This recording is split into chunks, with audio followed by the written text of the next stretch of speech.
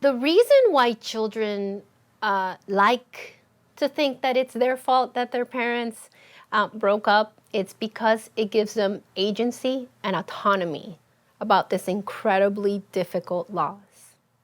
If I think that it's because of my behavior that you responded the way that you responded, it gives me power.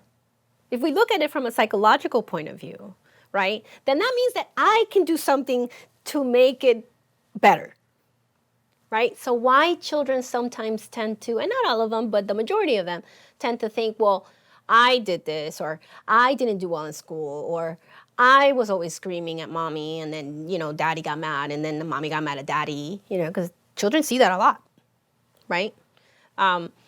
It gives them agency and control, right? So when you think that your child is thinking that it's their fault, it's important to let them off the hook. But letting them off the hook is painful for them, right? Because it's really hard to understand adult relationship, right? It's really hard to understand that two people that love each other can no longer love each other anymore.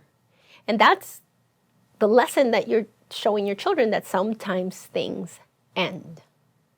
I mean, divorce is just as difficult to talk to with a child as death is, right? Because even the people involved in the separation, even in the best case scenarios, are having a hard time telling themselves why it happened, right? So it's one of those subjects where sometimes the answer is not good enough because we don't have a concrete answer. The answer is, mommy and daddy were having a really hard time being kind and loving to one another.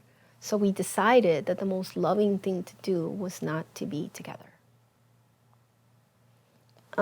Always include yourself. Mommy and daddy use loud voices. Mommy and daddy were not able to talk, and that's why you didn't get to see daddy today. We didn't speak to one another, and we made a mistake in our communication. Always include yourself. Even if you know that even if you think that it was the other person's fault.